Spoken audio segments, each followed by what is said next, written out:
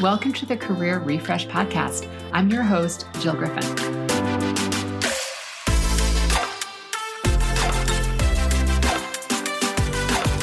I'm a former media and marketing executive turned career strategist and executive coach.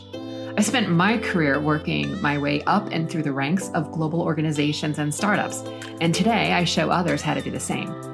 Join me each week as we discuss the strategies and actionable steps to leverage your strengths, increase your confidence, and develop your career well-being. Ready? Let's do it.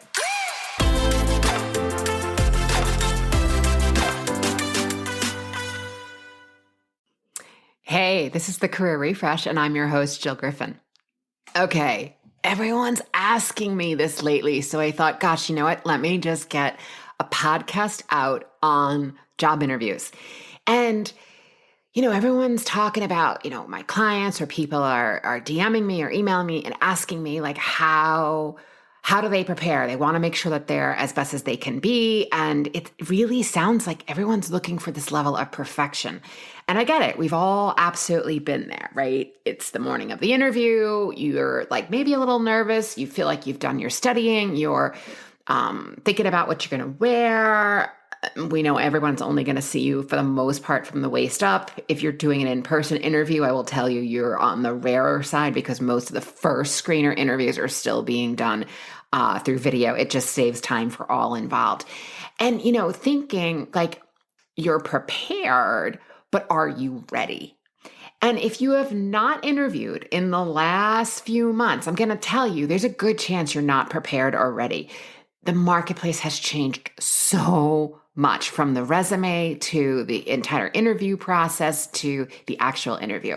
So in this episode, I'm talking about the interview. I have other episodes on the mindset and the job questions and things to think about. So I'll put all of that in the show notes or just scroll through the feed and see the other ones that I've put out there.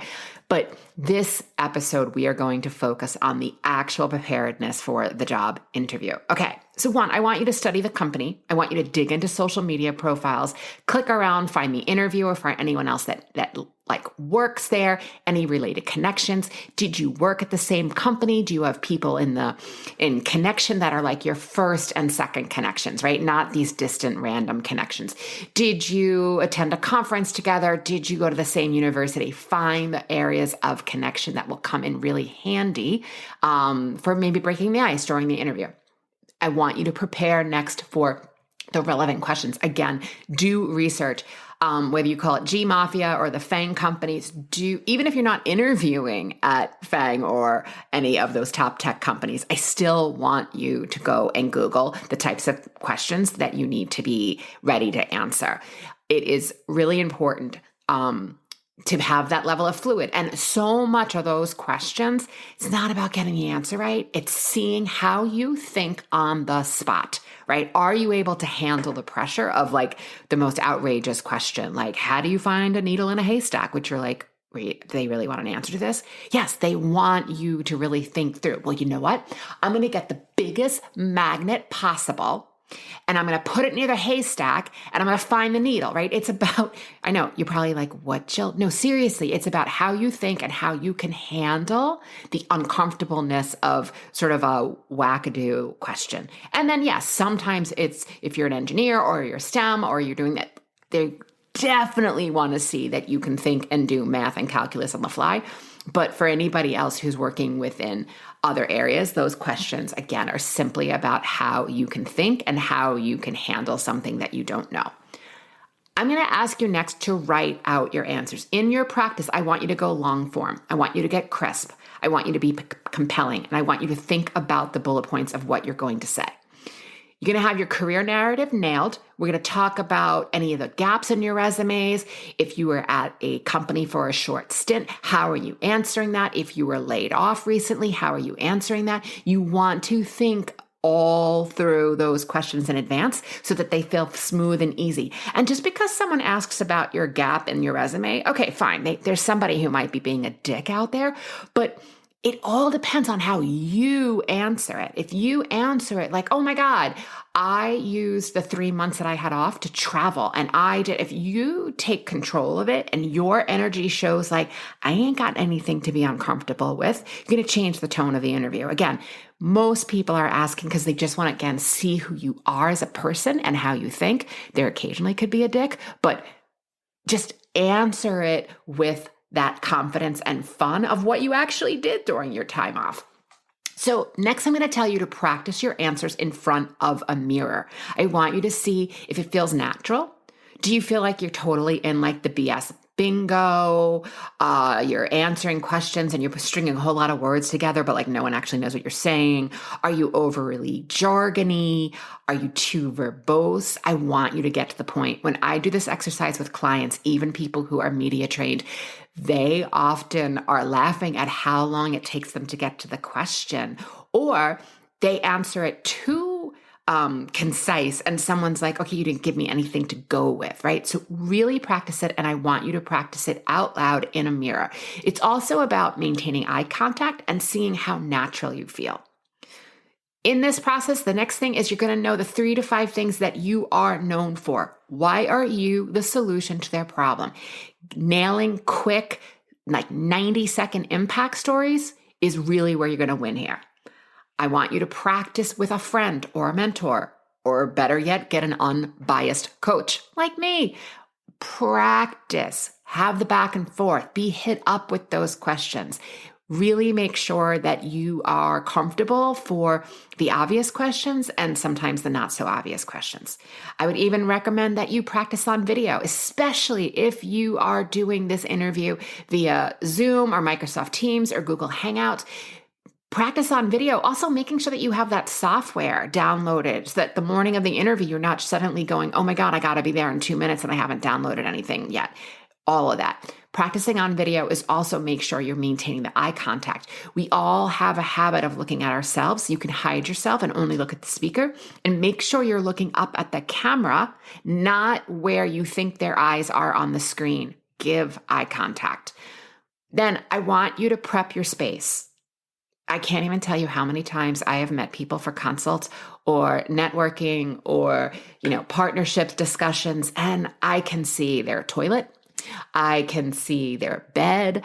I can see the bookshelf behind them that looks like a train wreck. Look, I am not saying that you need a beautiful apartment. I'm saying just think about your camera angle. If there's something that people can see on camera, is that something that becomes unsightly? People are biased. They're going to judge you. And I'll tell you, if I'm meeting you and you can't pick your bra off the back of your bed frame, yes, I can't tell you how many times I've seen that. I'm like, you knew you were getting on a video call. Just find a way to straighten up the space a bit, okay? The next thing I want you to think about is practicing the questions. So tell me about yourself. Or the other question, so why do you want this job?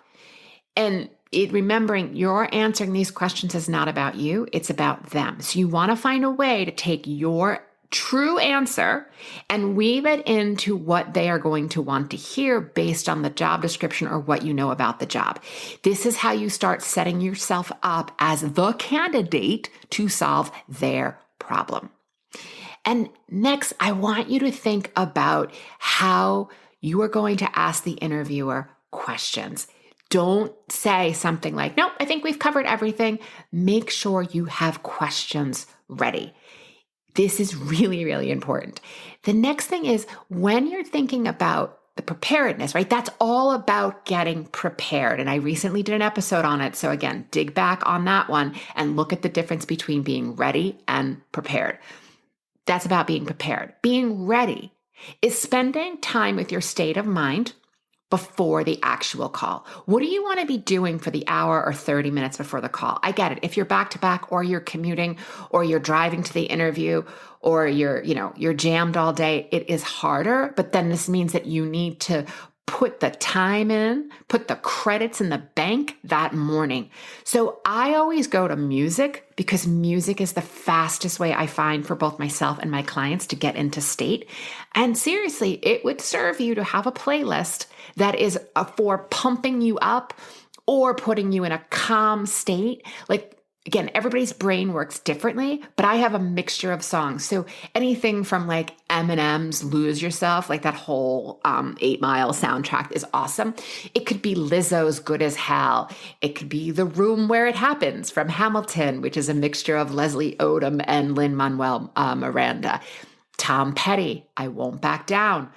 Or Just the Way You Are, either by Bruno Mars or Billy Joel. It could be something soothing and peaceful like My Sweet Lord by George Harrison, or even Let It Be by the Beatles, right? Think about what you need that morning or in the moments, the hour or so before the interview to get yourself into state. This is about being ready. And then I want you to accept that there is no perfect job interview or perfect performance. And what I always say is that you are not perfect, but you are excellent. So my friends, you're gonna show up with your excellence. And then I want you to think about the attributes like trust, likability, friendliness, charisma, connection, warmth, confidence. What do you need to be thinking in order to create and convey those attributes? And then I also want you to be thinking about, all right, you have to nail capability, power, and effectiveness.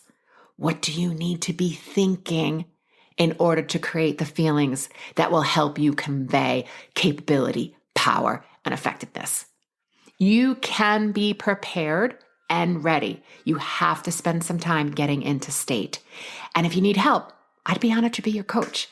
You can schedule a free consultation. My information's in the show notes, and we can discuss your goals and what we're going to do to make a plan to get you there. All right.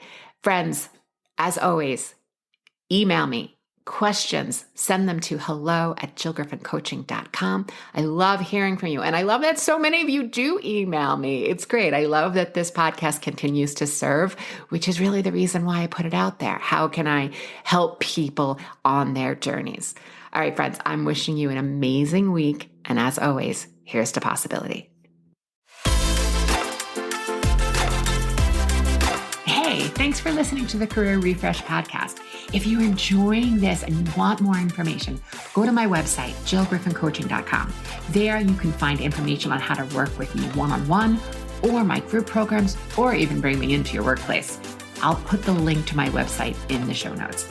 But hey, listen, before you go, do me a favor, rate and review this podcast because it definitely helps me get the word out to people everywhere so that they can also thrive in the workplace. All right, friends, I appreciate you. I'll see you soon.